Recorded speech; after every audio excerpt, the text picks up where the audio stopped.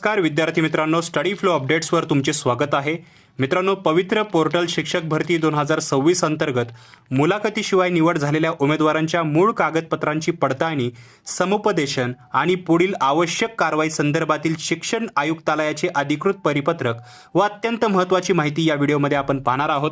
जर तुमचं किंवा तुमच्या परिवारातील कुणाचं किंवा तुमच्या मित्रमैत्रिणीचं सिलेक्शन झालं असेल तर त्यांच्यापर्यंत हा व्हिडिओ शेअर करायला विसरू नका आणि तुमचंच झालं असेल तर व्हिडिओ शेवटपर्यंत पहा, कारण यातली माहिती खूप महत्त्वाची आहे.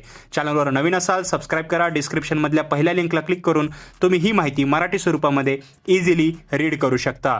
तसेच डिस्क्रिप्शनमध्ये व्हॉट्सअप टेलिग्राम ग्रुप आहे, डेली अपडेटसाठी जॉईन करू शकता. सर्वप्रथम महत्त्वाचे मुद्दे आपण पाहणार आहोत. मित्रांनो, पवित्र पोर्टल शिक्षक भरती 2026चं जे अधिकृत परिपत्रक आहे ते आलेलं आहे. आता यानुसार कागदपत्राची पडताळणी जी आहे ती होणार आहे. आता यामध्ये सर्वप्रथम आपण अत्यंत महत्त्वाच्या तारखा पाहणार आहोत. मित्रांनो, सर्वात आधी जर शिक्षण आयुक्तालयाच्या 28 ऑगस्ट 2026च्या परिपत्रकानुसार मूळ कागदपत्राची पडताळणी 2 सप्टेंबर ते 5 सप्टेंबर 2026 या कालावधीत केली जाणार आहे. जे उमेदवार पात्र ठरतील त्यांना पदस्थापनेसाठी म्हणजे पोस्टिंगसाठी समुपदेशनाची प्रक्रिया 7 सप्टेंबर ते 11 सप्टेंबर 2026 दरम्यान पार पडेल. त्याच्यामुळे वेळ खूप कमी आहे. तयारी आत्ताच सुरू करा. दुसरं आहे कट ऑफ तारखा आणि वयोमर्यादा. विद्यार्थी मित्रांनो, शैक्षणिक आणि व्यावसायिक पात्रतेसाठी काही डेडलाईन्स शासनाने दिलेल्या आहेत. तुमची शैक्षणिक अर्हता ही 14 मे 2025 पर्यंतची ग्राह्य धरली जाईल. तर BEd, DEd सारखी जी व्यावसायिक अर्हता असेल ती 25 सप्टेंबर 2025 पर्यंत पूर्ण असणे आवश्यक आहे. तसेच तुमचे वय 14 मे 2025 रोजीच्या स्थितीनुसार मोजले जाईल. एक दिलासादायक बाब म्हणजे खाजगी व्यवस्थापनाच्या 9वी ते 12वीच्या शाळांसाठी कमाल वयोमर्यादेची अट लागू नाहीये. त्याचबरोबर एक महत्त्वाची सूचना मी तुम्हाला देऊ इच्छितो. पवित्र पोर्टलवरील स्वप्रमाणपत्र भरलेली माहिती आणि तुमच्या मूळ कागदपत्रामध्ये कोणतीही तफावत आढळल्यास उमेदवाराला थेट अपात्र ठरलं जाईल. त्याच्यामुळे जी माहिती आहे ती तुम्ही जीही स्वप्रमाणपत्रामध्ये दिलेली आहे आणि तुमचे कागदपत्र ते तंतोतंत जुळले आहेत का ते नक्की पहा. आता आवश्यक कागदपत्रांची यादी आपण पाहणार आहोत. मित्रांनो, फाईल आणि पेन घ्या आणि लिस्ट जी आहे ती नोट करा किंवा तुम्ही जे आहे ऐकू शकता, स्क्रीनशॉट काढू शकता. तुम्हाला कोणकोणती कागदपत्र न्यायची आहेत ते आता मी तुम्हाला सांगणार आहे. त्याचबरोबर मूळ कागदपत्र आणि त्यांच्या सत्यप्रती म्हणजे जेरॉक्स कॉपी सुद्धा सोबत ठेवायच्या आहेत. हे लक्षात ठेवा.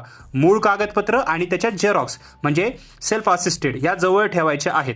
कोणकोणते आता कागदपत्र लागणार आहेत तर बघा, पवित्र पोर्टलवर भरलेल्या स्वप्रमाणपत्राची प्रत, तर ती एक प्रत लागेल. जन्मतारखेचा पुरावा किंवा ते म्हणून 10वी किंवा 12वीचे गुणपत्रक आणि प्रमाणपत्रक. आता तुम्ही 10वीचं मार्कशीट आणि जे प्रमाणपत्र असेल सर्टिफिकेट, तसेच 12वीचं मार्कशीट आणि सर्टिफिकेट हे सुद्धा तुम्हाला जवळ ठेवायचं आहे. त्याचबरोबर तुमची पदवी म्हणजे तुमचं ग्रॅज्युएशन आणि पदव्युत्तर पदवी म्हणजे तुमचं पोस्ट ग्रॅज्युएशन जर झालेलं असेल तर त्याची प्रमाणपत्र, त्याची जी सर्टिफिकेट असतील, गुणपत्रक असतील ते सुद्धा तुम्हाला सोबत ठेवायचे आहेत. तसेच जे व्यावसायिक अर्हता असते जसं DEd, BEd याची सुद्धा प्रमाणपत्र तुम्हाला सोबत न्यायची आहेत, तर हे सुद्धा तुम्हाला ठेवायचं आहे.